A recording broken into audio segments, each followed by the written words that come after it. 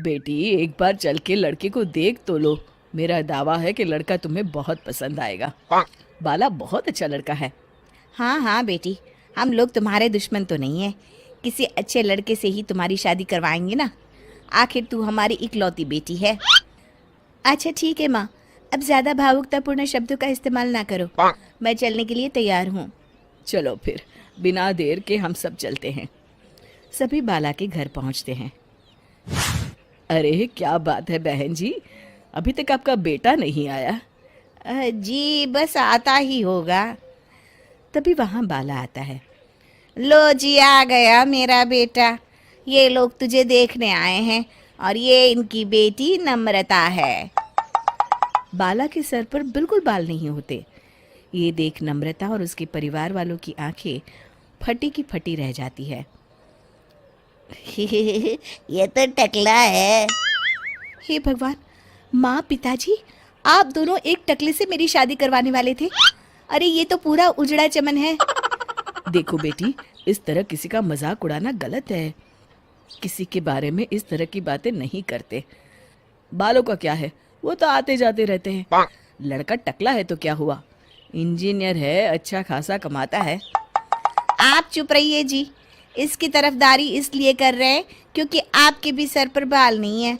मैंने तो आपसे शादी कर ली, मगर मैं अपनी बेटी की शादी एक टकले से बिल्कुल नहीं करवाऊंगी।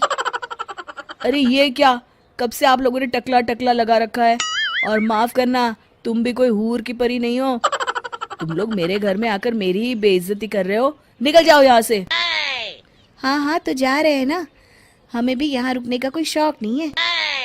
नम्रता और उसके परिवार वाले उठकर वहां से जाने लगते हैं।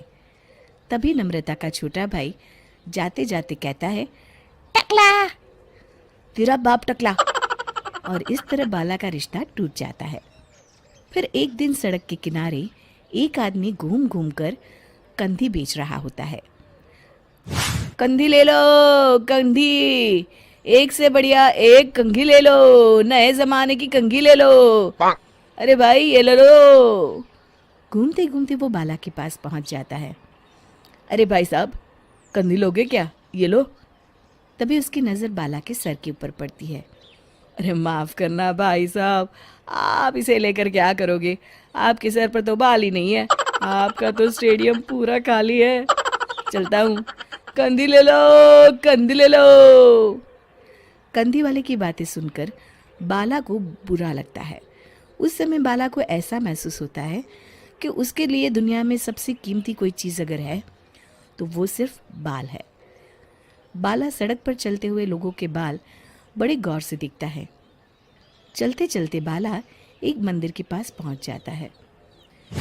हे भगवान, तुमने ये मेरे साथ क्या किया? थोड़े से बाल अगर मुझे दे देते तो तुम्हारा क्या चला जाता? सारी दुनिया मेरा मजाक उड़ाती है। अरे भाई, आज पहला इंसान देख रहा हूँ जो मंदिर आकर भगवान से अपने लिए बाल मांग रहा है। बेटा, भगवान ने तुम्हें सब कुछ तो दिया है। अच्छी सेहत है, अच्छी नौकरी है।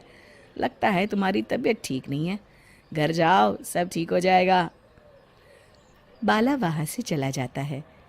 घर पहुंचकर बाला खाना खाता है और अपने कमरे में सोने के लिए चला जाता है। फिर सुबह जब बाला सोकर उठता है तो आईने के सामने अपने आप को देखकर हैरान हो जाता है। बाला के सर पर एकदम घने बाल आ जाते हैं। बाला खुशी से झूम उठता है।